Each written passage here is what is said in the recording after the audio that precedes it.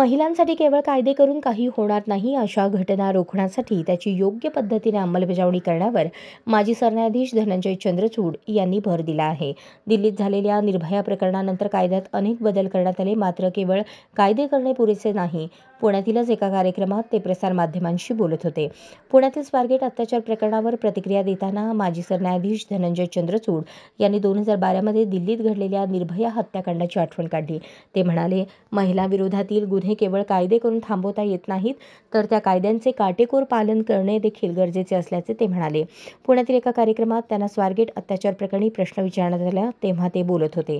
केवळ कायद्यांची व्यवस्था करून काही होणार नाही, तर समाज म्हणून समाजाची देखील मोठी जबाबदारी आहे.